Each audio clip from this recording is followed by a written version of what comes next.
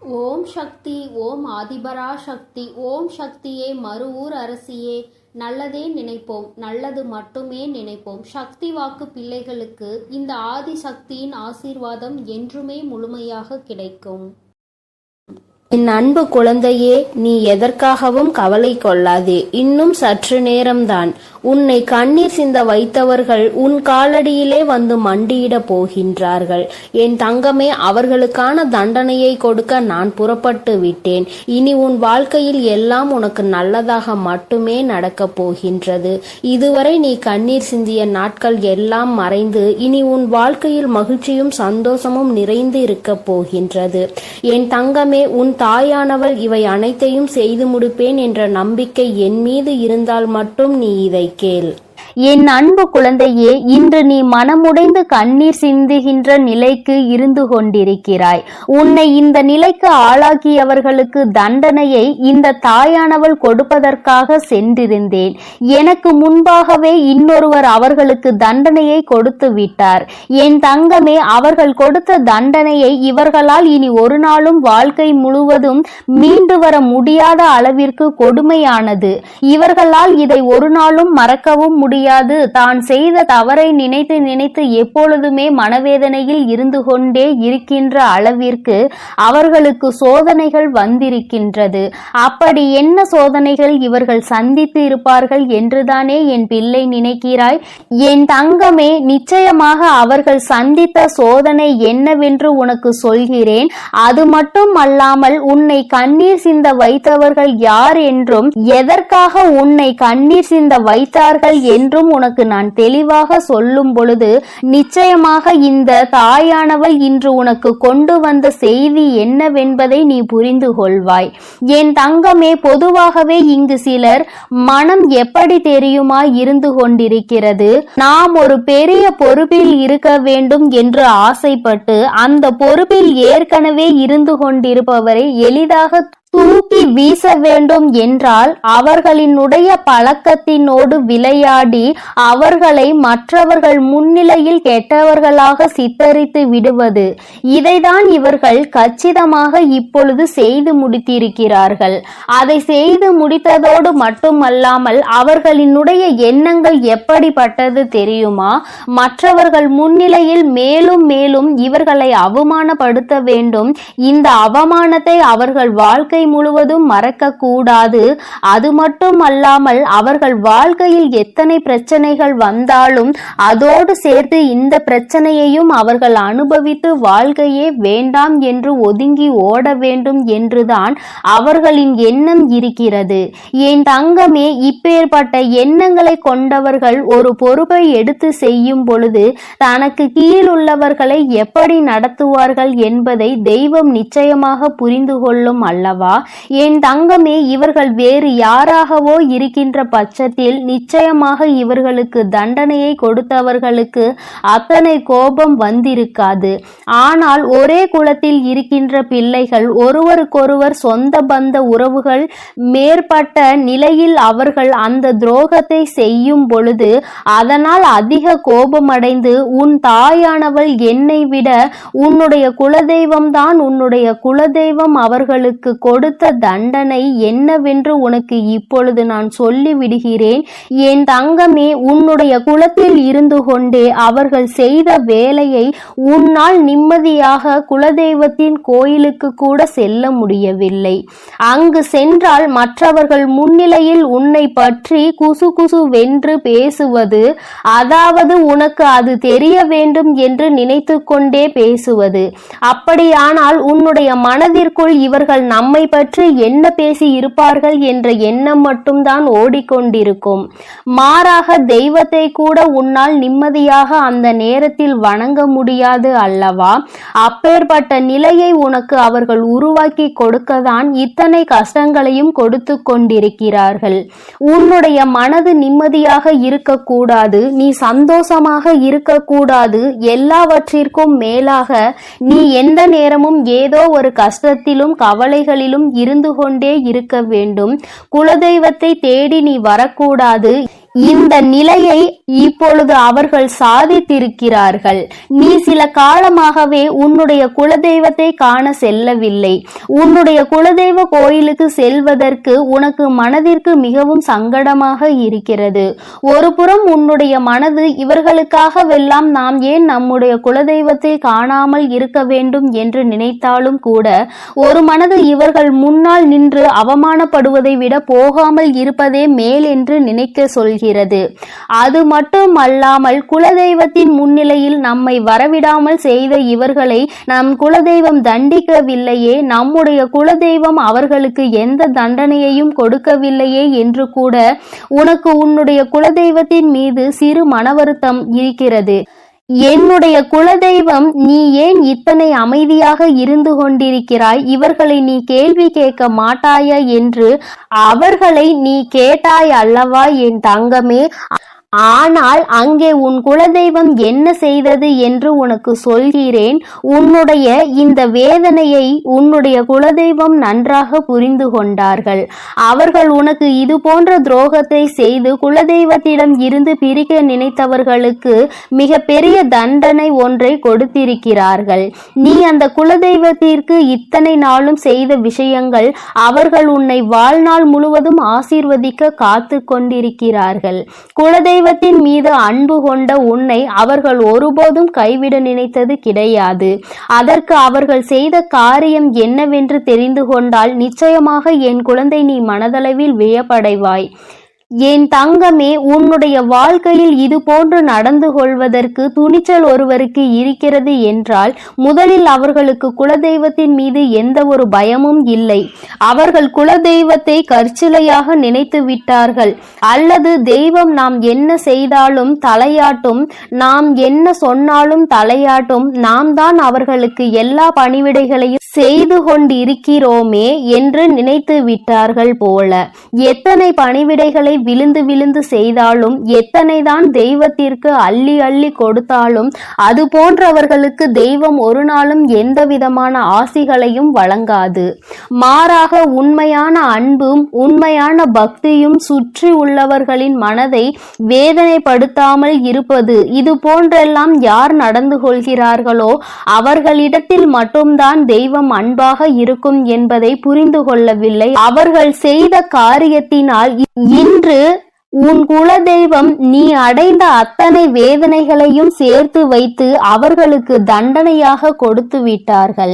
அவர்கள் கொடுத்த தண்டனை என்ன தெரியுமா? நீ என்னதான் எனக்கு எத்தனை காரியங்களை செய்தாலும் நான் ஒருபொழுதும் உனக்கு ஆசிகளை வழங்க போவது கிடையாது. நீ செய்த பாவம் உன்னை மட்டுமல்ல, உன்னுடைய சந்ததிகளையும் சேர்த்துதான் பாதிக்க போகிறது. என்னுடைய சன்னதியில் ஒருவருக்கு மிகப்பெரிய பிரச்சனைகளை உண்டு பண்ணி விட்டாய். இதனால் உருவாக போகும் மிகப்பெரிய பிரச்சனையை நீ மறந்து விட்டாய். பெற்றோர்கள் செய்கின்ற பாவம் குழந்தைகளை பாதிக்கும் என்பதை உணராமல் நீ செய்த இந்த தவறினால் நாளை உன்னுடைய குலமே தலைக்காமல் போவதற்கும் நிறைய வாய்ப்புகள் இருக்கிறது. அதனால் இனிமேலாவது இந்த தவறை திருத்திக் கொண்டு மற்றவர்களுக்கு எல்லா உதவிகளையும் செய்து கொடுக்க வேண்டும். குலதெய்வத்தை நம்பி வருபவர்களின் மனதை ஒரு நாளும் காயப்படுத்த கூடாது. தான் பெரியவர் என்கின்ற எந்த ஒரு மனப்போக்கையும் யாரிடத்திலும் வெளிப்படுத்த கூடாது. அப்படி வெளிப்படுத்துகின்ற பட்சத்தில் இனி உன் வாழ்க்கை, உன்னுடைய குடும்பம் நிச்சயமாக அனுபவிக்க போகின்ற வேதனைகளை கண்டு நீ துடிக்கத்தான் போகிறாய். யாரிடம் விளையாடுகிறோம் என்ற எண்ணம் சற்று மனதில் இருக்க வேண்டும். உன்னுடைய குலத்தை காக்கின்ற என்னிடத்திலேயே உன்னுடைய பாகுபாடுகளை உருவாக்கி கொண்டிருக்கிறாய். யார் பெரியவர் யார் சிறியவர் என்கின்ற பாகுபாட்டை தெய்வத்தின் முன்னாலேயே உருவாக்கி கொடுக்கின்ற தைரியம் உனக்கு இருக்கிறது என்றால் நிச்சயமாக இனி உன் வாழ்க்கை என் கையில் என்பதை மறந்துவிடக் கூடாது என்று உன்னுடைய குலதெய்வம் அவர்களுக்கு மிகப்பெரிய எச்சரிக்கையினை கொடுத்து விட்டார்கள். இந்த எச்சரிக்கையிலும் அவர்கள் திருந்தவில்லை என்றால் அடுத்தது தண்டனையை நிறைவேற்றுவதாகவும் உன்னுடைய குலதெய்வம் முடிவெடுத்து இருக்கிறார்கள். என் தங்கமே, இனிமேலாவது இது போன்ற மனிதர்களை கண்டு நீ மனதில் எந்த விதமான தயக்கமும் கொள்ளாமல் உன்னுடைய குலதெய்வத்தை வணங்குவதற்கு நீ எப்பொழுதுமே சென்று கொண்டே இருக்க வேண்டும். ஏனென்றால் உன்னுடைய குலதெய்வம் உன் மீது அத்தனை அன்பினை வைத்திருக்கிறார்கள். உன் வராகி தாயானவள் உனக்கு சோதனைகளை கொடுப்பவர்களை அத்தனை எளிதாக விட்டுவிட மாட்டேன் என்பதை புரிந்து கொண்டு அவரவர்களுக்கான நேரம் வரும்பொழுது அந்த தண்டனையை அவரவர்கள் அனுபவிப்பார்கள் என்பதனை நீ உணர்ந்தால் போதும். எப்பொழுதுமே என் பிள்ளை நீ சந்தோஷமாக இருக்க வேண்டும். என் அன்பு குழந்தைக்கு இந்த வராகியினுடைய ஆசீர்வாதங்களும் உன் குலதெய்வத்தினுடைய அரவணைப்பும் எப்பொழுதும் முழுமையாக கிடைக்கும். என் தங்கமே, அதனால் நீ எதை நினைத்தும் கலங்காதே, எதற்காகவும் வருந்தாதே. நீ நல்லதையே நினை, உன் வாழ்வில் நல்லது மட்டுமே நடக்கும். என் அன்பு குழந்தையே, இந்த நல்ல தினத்தில் உனக்கான ஒரு முக்கியமான செய்தியோடு தான் அம்மா உன்னை காண வந்திருக்கிறேன். என் அன்பு குழந்தையே, உன் கண்ணீரை கண்டு சிரித்தவர்களுக்கு பதில் சொல்லும் நேரம் இந்த வராகிக்கு இப்பொழுது வந்துவிட்டது. என் குழந்தையே, நான் இப்பொழுதும் உன்னுடைய குலதெய்வத்தின் வாக்கை அல்லவா சுமந்து கொண்டு வந்திருக்கிறேன். என் குழந்தையே, உன் குலதெய்வமானது உன்னை காக்கின்ற தெய்வம். உனக்கு என்ன வேண்டுமானாலும் நிறைவேற்றி தரும் தெய்வம். உன்னை ஆபத்தில் இருந்து காக்கும் தெய்வம். எந்த எதிரியானாலும் உன் குலதெய்வத்தை தாண்டிதான் உன்னை தொட முடியும். அத்தகைய குலதெய்வத்தின் வாக்கினை உன் வராகி அம்மா நான் உனக்கு தருகிறேன். என் அன்பு பிள்ளையே, இந்த தெய்வத்தின் வாக்கினை தவிர்த்து விடாதே. என் பிள்ளையே, உன்னை கண்ணீர் சிந்த வைத்தவர்கள் இன்று அங்கே அவர்கள் கண்களில் கண்ணீர் சிந்தும் நேரம் நெருங்கிவிட்டது. நீ அவர்கள் உன்னை காயப்படுத்திவிட்டு அங்கே சந்தோஷமாக இருந்து கொண்டிருக்கிறார்கள் என்று வருத்தத்தில் ஆழ்ந்திருக்கின்றாய். என் குழந்தையே, நீ உன்னுடைய வாழ்க்கையில் நீ செய்த பல புண்ணிய காரியங்களும் இன்று நிச்சயமாக உனக்கு பல பரிசுகளை, பழைய எதிர்பார்ப்புகளை பூர்த்தி செய்து தரப்போகிறது. அங்கே உன்னை கண்ணீர் சிந்த வைத்தவர்கள் வாழ்க்கையில் தாழ்ந்து கொண்டேதான் செல்கின்றார்கள். நீ எந்த தவறுமே செய்யாத சூழ்நிலையில் உன்னை அங்கே கண்ணீர் விட வைத்தவர்கள் மட்டும் தண்டனை அனுபவிக்காமல் போய்விடுவார்களா என்ன? என் தங்கமே, உன் குலதெய்வமானவள் அவர்களை நல்வழியில் திருத்தி கொண்டு வர முயற்சி செய்ய போகிறேன். அப்படியும் அவர்கள் திருந்தவில்லை என்றால் அதற்கான தண்டனையை அவர்கள் அனுபவிப்பார்கள். என் குழந்தையை அவர்கள் சீண்டி பார்த்து விட்டார்கள்.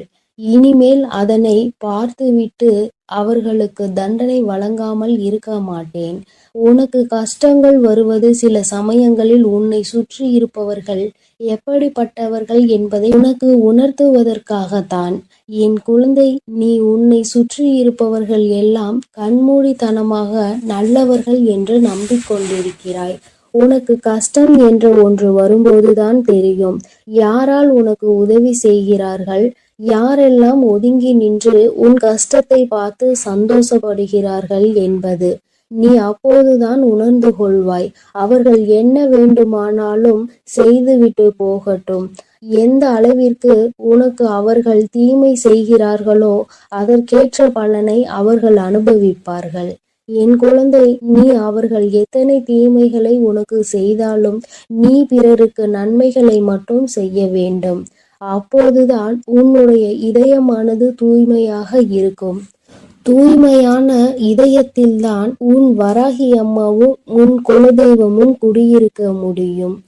அதனை நீ உணர்ந்து உன் உள்ளத்தை எப்பொழுதும் தூய்மையாக வைத்திரு. அங்கேதான் உன் தாயான நான் ஓடோடி வந்து வாசம் செய்வேன். உன்னை கண்ணீர் சிந்த வைத்ததோடு மட்டுமல்லாமல் அங்கே ஒரு ஓரத்தில் ஒதுங்கி நின்று அதனை வேடிக்கை பார்த்து கொண்டிருந்தார்கள். அதனால் நிச்சயமாக என் குழந்தைக்கு இத்தகைய தீங்கினை வைத்தவர்களுக்கு தண்டனை கிடைக்கும். இந்த வராகியானவளை தவிர என் குழந்தைக்கு வேறு யாரும் இல்லை. என் குழந்தை என்னிடம் வந்து துன்பங்களை நீ துடைத்துவிடு தாயே என்று இரு கரங்களை கும்பிட்டு என்னிடம் வந்து வேண்டிய குழந்தை. அதனால் நிச்சயமாக உனக்கு தீங்கினை விளைத்தவர்களை இந்த அம்மா கரம் கொண்டு தண்டனை வழங்குவேன் என்று உனக்கு உறுதி வாக்களிக்கிறேன். இனி அவர்களுக்கான காலம் முடிய போகின்றது. உன்னுடைய காலம் ஆரம்பிக்கப் போகின்றது. அம்மாவை அம்மா, தாயே என்று அழைக்கும் போதெல்லாம் நினைத்துக்கொள், நீ வெற்றிக்கான அடுத்த படிகளில் ஒரு காலடிகளை எடுத்து வைக்கப் போகிறாய் என்பதை. நீ எதையும் கண்டும் காணாமல் உன் செயல்களில் மட்டும் கவனமாக இரு. உன்னை யார் அளவைத்தார்களோ, யார் உன்னை விழவைக்க வேண்டும் என்று நினைத்தார்களோ, அவர்கள் முன்பாக நீ உயரத்தில் இருக்க வேண்டும் என்பதை மட்டும் உன் மனதில் நினைவு கொண்டு உன்னுடைய காரியங்களை நீ நன்றாக செய்து நல்ல பெயரை எடுக்க வேண்டும். அவர்கள் முன்னால் வாழ்ந்து காட்ட வேண்டும். நீ வாழும்போது நிச்சயமாக அவர்கள் அங்கே ஒரு மூலையில் அழுது கொண்டுதான் இருப்பார்கள்.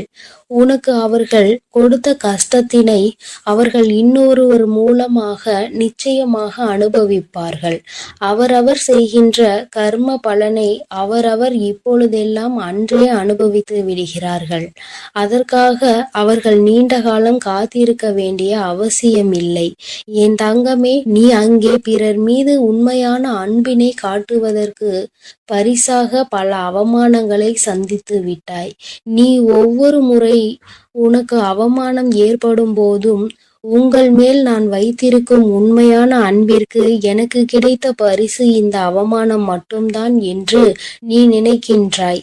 இது உன்னுடைய அன்பினை புரிந்து கொள்ளாமல் அவர்கள் செய்கின்ற மிகப்பெரிய பாவமாகும். இனி அவர்களை எல்லாம் உன் அன்பின் வலிமை என்ன என்பதை உணர வைத்து உன்னை தேடி நிச்சயமாக இந்த அம்மா வர வைக்க போகிறேன். என் குழந்தையே, நீ ஒன்றை நன்றாக புரிந்து கொள். இந்த உலகத்தில் யாருக்கும் எதுவும் நிலையானது கிடையாது. ஒவ்வொரு சோகமும் ஒவ்வொரு துன்பமும் வாழ்க்கையில் பலருக்கு பல பாடங்களை கற்று தந்து கொண்டுதான் இருக்கிறது. அதனால் உனக்கு மட்டும்தான் துன்பம் வருகிறதே, மற்றவர்கள் நன்றாக இருக்கின்றார்கள் என்பதனை நீ ஒருபோதும் எண்ணிக்கொண்டு உன்னை நீயே வருத்திக் கொள்ளாதே. உன்னை அவர்கள் ஏமாற்றினாலும், உன்னை அவர்கள் கண்ணீர் சிந்த வைத்தாலும், நீ ஒரு காலமும் அவர்களுக்கு அவர்கள் செய்ததை திருப்பி செய்து விடாதே. அது உன்னுடைய பாவத்தை தான் கூட்டி விடுமே தவிர அவர்களுக்கான தண்டனையாக இருக்காது. அதனால் என் தங்கமே, நீ தெரிந்தும் தெரியாமலும் இந்த ஒரு தவறை மட்டும் செய்து விடாதே. எப்பொழுதும் அவர்களை நான் தண்டிப்பேன் என்ற நம்பிக்கையோடு மட்டும் நீ இருந்தால் போதும்.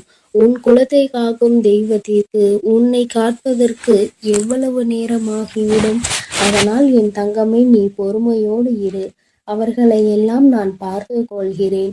உனக்கு துன்பம் வரும் நேரத்தில் நீ உன்னுடைய இஷ்ட தெய்வத்திற்கோ அல்லது உன்னுடைய குலதெய்வ விளக்கினை போட்டு உன் மனதில் இருப்பதையெல்லாம் நீ அவர்களிடம் சொல்லிவிடு. பிறகு என்ன நடத்த வேண்டுமோ அதை அவர்களே பார்த்து கொள்வார்கள். என் தங்கமே, உன் குலதெய்வம் எப்பொழுதும் உன்னை காப்பாற்றி கொண்டுதான் இருக்கிறது. அவர்கள் உன் வீட்டில் இருந்து நடப்பதையெல்லாம் உற்று நோக்கி கொண்டுதான் இருக்கிறார்கள்.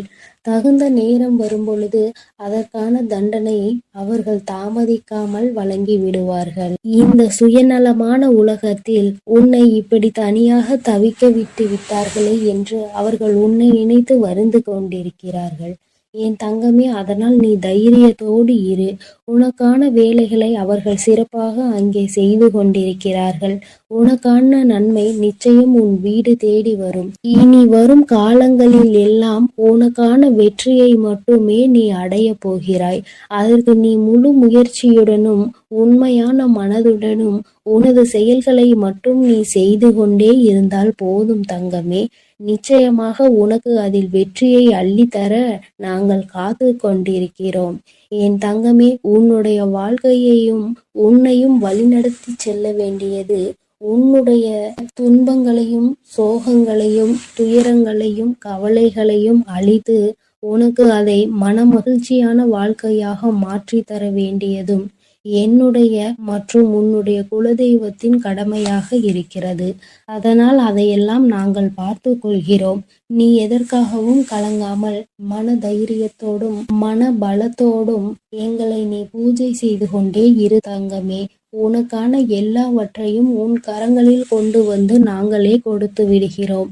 என் தங்கமே, நல்ல எண்ணங்களை மட்டும் எப்பொழுதும் உன் மனதிற்குள் வைத்துக்கொள். அதுதான் உனக்கு நல்லதை நடத்தி கொடுக்கும். ஏனென்றால் எண்ணம் போல்தான் வாழ்க்கை அமையும். அதனால் உன்னுடைய எண்ணங்களை எப்பொழுதும் தூய்மையாக நீ வைத்து கொள்ள வேண்டும். என் தங்க பிள்ளையே, உனக்கு துரோகத்தை செய்தவர்களை நினைத்து நீ மனம் வருந்தி கொண்டிருக்கின்றாய் அல்லவா? என் தங்கமே, உன்னுடைய வாழ்க்கையில் உனக்கு துரோகங்களை செய்தவர்களை பற்றி நீ சொல்லும் பொழுதெல்லாம் உன் அம்மா எனக்கே இங்கு கண்களில் கண்ணீர் ததும்பியது என்றால் அவர்கள் எப்படிப்பட்ட துரோகத்தை உனக்கு செய்திருக்கிறார்கள் என்பதை என்னால் புரிந்து கொள்ள முடிகிறது. என் தங்கமே, துரோகத்தை செய்ததோடு மட்டும் அல்லாமல் இன்னமும் அவர்கள் உன்னை பற்றி மற்றவர்களிடத்தில் பேசிக்கொண்டுதான் இருக்கிறார்கள். நீதான் எந்த பிரச்சனையும் வேண்டாம் என்று ஒதுங்கி நின்று கொண்டிருக்கின்றாயே தவிர அவர்கள் இன்னமும் ஒருவரிடத்தில் உன்னை பற்றிய வதந்திகளை பரப்பி கொண்டுதான் இருக்கின்றார்கள் என்பதுதான் நீ அறிந்திராத உண்மை. நீ என்ன நினைக்கின்றாய் தெரியுமா? நாம் எப்படி இருக்கின்றோமோ அது போலதான் அவர்கள் இருந்து கொண்டிருக்கிறார்கள் என்று நீ நினைத்து கொண்டிருக்கின்றாய். ஆனால் உண்மை என்னவென்றால் அவர்கள் மட்டும் அல்ல, அவர்கள் உடன் பிறந்தவர்களும் இந்த வேலையை தான் செய்து கொண்டிருக்கின்றார்கள். மற்றவர்களிடத்தில் சென்று தேவையில்லாத விஷயங்களை பற்றி பேசிக்கொண்டு தேவையில்லாத விஷயங்களில் தலையிட்டு கொண்டும் இருக்கிறார்கள். என் தங்கமே, இந்த துரோகங்களை செய்தவர்களுக்கு தெய்வம் என்ன தண்டனை கொடுக்க போகிறது என்று நீ அதை எதிர்நோக்கி நின்று கொண்டிருக்கின்றாய் அல்லவா? தெய்வம் இவர்களை இப்படியே விட்டு விடுமோ என்று கூட என் குழந்தை மனதில் சந்தேகம் வந்துவிட்டது அல்லவா? என் தங்கமே, உன்னுடைய சந்தேகங்களுக்கு எல்லாம் பதில் தர வேண்டிய கட்டாயம் இப்பொழுது வந்துவிட்டது. உன் அம்மா அதற்கு முன்பாக அவர்களுக்கு தண்டனை கிடைத்து விட்டது என்ற சந்தோஷமான செய்தியை சொல்வதற்காக தான் இன்று உன் தாயானவள் ஓடோடி வந்திருக்கின்றாள். இந்த வராகி எப்பேற்பட்டவள் என்பது உனக்கு நன்கு அறிந்த விஷயம்தானே. உன்னுடைய தாயானவள் அத்தனை சுலபமாக யாரையும் மன்னித்து விட மாட்டாள் என்பதை என் பிள்ளை நீ நன்கு அறிந்த விஷயம்தானே. என் தங்கமே, உன்னுடைய வாழ்க்கையில் இத்தனை துரோகங்களையும் செய்துவிட்டு ஒன்றும் தெரியாதது போல இருந்து விட்டால் உன்னுடைய தாயானவள் நான் விட்டு விடுவேனா என்ன? ஆனால் அதற்கு முன்பாக உன் மீது என்னை விட அதிக அக்கறை கொண்ட உன்னுடைய குலதெய்வம் இதையெல்லாம் பார்த்து கொண்டு அப்படியே இருந்து விடுவார்களா என்ன? என் தங்கமே, உன்னுடைய குலதெய்வம் இன்று அவர்களுக்கான தண்டனையை வழங்கி இருக்கிறார்கள். குழந்தையே, அவர்களுக்கு கொடுத்த தண்டனை என்னவென்று கேட்டால் நிச்சயமாக என் குழந்தை நீ மகிழவும் செய்வாய். அதே நேரத்தில் உன்னுடைய நல்ல மனதிற்கு நீ வருத்தப்படவும் செய்வாய். ஏனென்றால் என் குழந்தையே, தனக்கு துரோகத்தையே செய்தவர்களுக்கு கூட நல்லதை மட்டுமே செய்ய வேண்டும் என்று நினைக்கின்ற எண்ணம் கொண்ட குழந்தை அல்லவா நீ? என் தங்கமே, உன்னுடைய எண்ணங்களினால் தான் நீ இன்னமும் இந்த வராகியின் முன்னால் நின்று கொண்டிருக்கிறாய் என்பதை இந்த நேரத்தில் நான் உனக்கு நினைவுபடுத்துகின்றேன். அதனால் உன்னுடைய இந்த நல்ல குணத்தில் இருந்து ஒரு நாளும் நீ மாறிவிடாதே. உன்னுடைய எண்ணங்கள் எப்பொழுதுமே உன்னை சுற்றி தெளிவாக இருக்க வேண்டும் என்பதை நீ புரிந்து கொள்ள வேண்டும். என் தங்கமே, ஒவ்வொரு நாளும் உன்னுடைய வாழ்க்கையில் நீ பட்ட அத்தனை அவமானங்களையும் உனக்கு தேடி கொடுத்தவர்களை இந்த தாயானவள் ஒரு கை பார்த்துவிடலாம் என்று புறப்பட்ட பொழுதுதான் நான் அங்கு நடந்த அனைத்தையும் தெரிந்து கொண்டேன். நான் தெரிந்து கொண்ட விஷயம் என்ன தெரியுமா?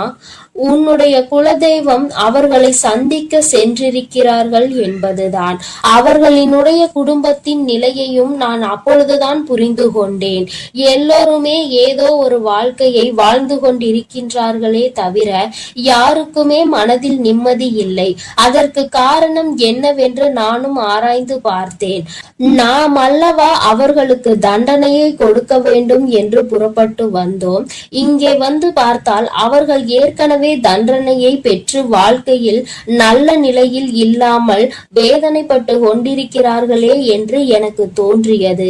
உடனே இது யாரால் கொடுக்கப்பட்டது, எதனால் நடந்தது என்று நான் தெரிய முயற்சி செய்யும் பொழுதுதான் உன்னுடைய குலதெய்வத்தினை நான் எதிரில் கண்டேன். அவர்கள் என்னிடம் சொன்ன அந்த விஷயங்களை தான் நான் இப்பொழுது உன்னிடம் சொல்லிக் கொண்டு இருக்கின்றேன். என் தங்கமே, இப்பொழுது அவர்கள் சொன்ன விஷயத்தை நான் உனக்கு சொல்கிறேன், கவனமாக கேள். அவர்கள் மனவேதனை அடைந்து இதனை என்னிடத்தில் பகிர்ந்து கொண்டார்கள். என்னிடத்தில் அவர்கள் சொன்ன விஷயத்தை நான் உன்னிடத்தில் அப்படியே சொல்லி விடுகின்றேன். இந்த வராகி ஒரு நாளும் தேவையில்லாத எந்த விஷயங்களையும் உன்னிடத்தில் சொல்ல மாட்டாள் என்று நம்பினால் மட்டும் என் பிள்ளையே, நீ இதனை முழுமையாக கேட்க வேண்டும். அப்பொழுதுதான் இந்த வார்த்தைகளினுடைய அர்த்தங்களும் உணர்வுகளும் உன்னை வந்து சேரும் என்பதை நீ மறந்து விடாதே. என் தங்கமே, உன் குலதெய்வம் என்னிடத்தில் சொன்ன வார்த்தைகள் என்ன தெரியுமா? அவர்கள் உனக்கு ஏற்பட்ட துரோகங்களை கண்டு கொண்டிருந்தார்களாம். எந்த எல்லைக்கு தான் இவர்கள் செல்வார்கள் என்று அவர்களும் எதிர்பார்த்து நின்று கொண்டிருந்த நேரத்தில் தான் இவர்களின் ஆட்டம் ஒரு எல்லையை மீறி சென்று கொண்டிருந்தது. அவர்கள் மனம் வேதனை அடைந்து விட்டார்கள். மனவேதனையின் உச்சம் அவர்களை தண்டித்து விட வேண்டும் என்கின்ற அளவிற்கு கோபம் வந்து விட்டது. ஒருவராக இருந்தால் பரவாயில்லை, ஒட்டுமொத்த குடும்பத்தோடு சேர்ந்து ஒரே ஒருவருக்கு துரோகத்தை செய்து அவரை பழிவாங்க வேண்டும் என்று நினைப்பது எத்தனை பெரிய தவறு. அது அவர்களினுடைய பிள்ளை, என்னுடைய பிள்ளை வாழ்க்கையில் ஒரு நாளும் யாருக்கும் எந்த துரோகத்தையும் செய்ய நினைக்காத பிள்ளை தன்னிடத்தில் வேண்டும் என்று யாரேனும் கையேந்தி விட்டால் தனக்கு இல்லை என்றாலும் கூட எடுத்து கொடுத்து விட்டு செல்லக்கூடிய பிள்ளை. அப்பேற்பட்ட ஒரு பிள்ளைக்கு இவர்கள் காலம் காலமாக ஓடி ஓடி செய்து கொண்டிருக்கின்ற துரோகங்களை கண்டு இந்த அம்மாவின் மனம் பதைத்து விட்டது என்று உன்னுடைய குலதெய்வம் என்னிடத்தில் சொன்னார்கள். உன்னுடைய துரோகிகளினுடைய மனதில் அந்த எண்ணங்கள் அடங்குவதாக தெரியவில்லை.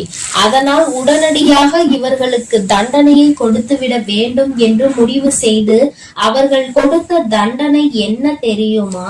அவர்களின் மீது இருந்த உன்னுடைய குலதெய்வத்தின் பார்வை திரும்பி விட்டது. இனிமேல் அவர்களின் மீது உன்னுடைய குலதெய்வத்தின் பார்வை ஒருபோதும் செல்லாது. அவர்கள் எப்பொழுதுமே இனி அவர்களினுடைய வேண்டுதலையும் செவி கொடுத்து கேட்க மாட்டார்கள். அவர்கள் குடும்பத்தில் எந்த ஒரு விஷயங்களுக்கும் இவர்கள் சென்று நிற்கவும் மாட்டார்கள். அவர்களுக்கு இவர்கள் ஒரு நாளும் எந்த விதமான ஆசைகளையும் எந்த விதமான வேண்டுதல்களையும் நிறைவேற்றி தர மாட்டார்கள். என் தங்கமே, இவர்கள் எந்த விதமான ஆசீர்வாதங்களையும் அவர்களுக்கு வழங்கவும் மாட்டார்கள். இப்பேற்பட்ட ஒரு தண்டனையை அவர்கள் கொடுத்துவிருக்கிறார்கள். அதாவது அவர்களுக்கு தெரியாத ஒரு விஷயம். கோவிலுக்கு வருவார்கள், தெய்வத்தை வணங்குவார்கள், செல்வார்கள். ஆனால் தெய்வத்தினுடைய அருளும் அன்பும் அவர்களுக்கு கிடைக்கவில்லை என்பதை அவர்கள் ஒரு நாளும் உணரப் போவதில்லை. வெறும் வார்த்தையாக மட்டும்தான் தெய்வத்தை வணங்கி கொண்டிருக்கிறார்கள். உன் குலதெய்வத்தினுடைய அன்பினை இனி ஒரு நாளும் அவர்கள் பெற்றுவிட முடியாது. எந்த ஒரு சூழ்நிலையிலும் ஒரு குலத்தினை காக்கின்ற தெய்வத்தின் முன்னால் சண்டையிடக் கூடாது என்று தெரியாத இந்த பிள்ளைகள் வாழ்க்கையில் இனி நான் எந்த விஷயத்தையும் செய்து கொடுக்க போவது கிடையாது என்று உன்னுடைய குலதெய்வம் மனவேதனைப்பட்டார்கள். இப்படிப்பட்ட தண்டனையை அவர்களுக்கு கொடுத்து விட்ட பிறகு இனிமேலும் இவர்கள் வாழ்க்கையில் அனுபவிப்பதற்கு என்று வேறு எதுவும் இல்லை. என் தங்கமே, அதனால் உன்னுடைய குலதெய்வம் கொடுத்த தண்டனையை அதிகம் என்பதை நீ புரிந்து கொண்டு உன் அம்மா நான் திரும்பி வந்து விட்டேன். என் தங்கமே, அவர்கள் வாழ்க்கையில் ஒவ்வொரு விதமான கஷ்டங்களையும் அனுபவிக்கிறார்கள். ஒவ்வொரு விதமான சூழ்நிலைகளும் அவர்களை காயப்படுத்தி கஷ்டப்படுத்தி கொண்டுதான் இருக்கிறது. ஆனால் அவர்கள் எதையுமே வெளியில் சொல்வதில்லை. அப்படியே மறைத்து வைத்து வெளியில் சொன்னால் எங்கே நாம் செய்த தவறினால் நமக்கு கடவுள் கொடுத்த தண்டனை என்று சொல்லி விடுவார்களோ என்று நினைத்து சொல்லாமல் இருக்கிறார்கள். மாறாக அவர்கள் ஏன் என்றால் மற்றவர்களை பார்த்து இதே வார்த்தையை சொல்லி இருக்கிறார்கள் அல்லவா. ஒருவருக்கு ஏதேனும் பிரச்சனைகள் வந்துவிட்டால் தெய்வம் தண்டனை கொடுத்து விட்டது என்கின்ற வார்த்தையை எளிதாக பிரயோகித்தார்கள். இன்று அதே வார்த்தை நம் பக்கம் திரும்பும் என்ற பயம் அவர்களுக்கு இருக்கிறது. என் பிள்ளையே, ஒரு விஷயத்தை தெளிவாக புரிந்து கொள்ள வேண்டும். தெய்வம் ஒரு நாளும் தன்னுடைய குழந்தைகளை தண்டிக்காது. அவர்களுக்கு திருந்துவதற்கான வாய்ப்புகளை தான் கொடுப்பார்கள். அதையும் மீறி ஒரு குழந்தைக்கு தெய்வத்திடம் இருந்து தண்டனை கிடைக்கிறது என்றால் அவர்கள் வாழ்வதற்கே தகுதியற்றவர்கள் என்பதை புரிந்து கொள்ள வேண்டும். என் தங்கமே, உனக்கு துரோகத்தை கொடுத்தவர்களுக்கு இத்தனை பெரிய தண்டனை கொடுத்தது உனக்கும் கூட கஷ்டமாக இருக்கலாம். ஆனால் இனி எதுவுமே செய்ய முடியாது. வாய்ப்புகள் கொடுக்கப்பட்டதை பயன்படுத்தாமல் அதை அப்படியே விட்டு விட்டார்கள். இனிமேல் அவர்கள் வாழ்க்கைக்கான பொறுப்பினை அவர்கள்தான் ஏற்றுக்கொள்ள வேண்டும். இனி எதற்குமே தெய்வம் அவர்கள் பக்கம் நின்று அவர்களுக்காக ஒரு நாளும் எந்த ஒரு விஷயத்திற்காகவும் அவர்கள் வாதாட மாட்டார்கள். என் குழந்தையே, நீ மன நிறைவோடு உன்னுடைய குலதெய்வத்தை நீ தைரியமாக வணங்கு. யாரும் உன்னை எதிர்த்து எந்த கேள்வியும் கேட்க முடியாது என்பதை புரிந்து கொள். என் தங்கமே, இன்று இருக்கின்ற சூழ்நிலையில் எப்பொழுதும் உன்னுடைய குலதெய்வம் உன்னோடு நின்று உனக்கு உறுதுணையாக நிற்பார்கள் என்பதை மட்டும் மனதில் வைத்துக் கொண்டு என் பிள்ளை, நீ சந்தோஷமாக உன் வாழ்க்கையை வாழ தொடங்கு. என் அன்பு பிள்ளைக்கு இந்த வராகியினுடைய ஆசீர்வாதங்களும் உன் குலதெய்வத்தினுடைய அன்பும் அருளும் எப்பொழுதும் முழுமையாக கிடைத்து கொண்டே இருக்கும். என் தங்கமே, அதனால் நீ எதற்காகவும் கலங்காதே, எதை நினைத்தும் வருந்தாதே. நீ நல்லதையே நினைத்தால் உன் வாழ்வில் எல்லாம். என் அன்பு குழந்தைக்கு இந்த ஆதிபரா சக்தியின் அன்பும் ஆசீர்வாதமும் முழுவதுமாக கிடைக்கும். ஓம் சக்தி, ஓம் ஆதிபரா சக்தி.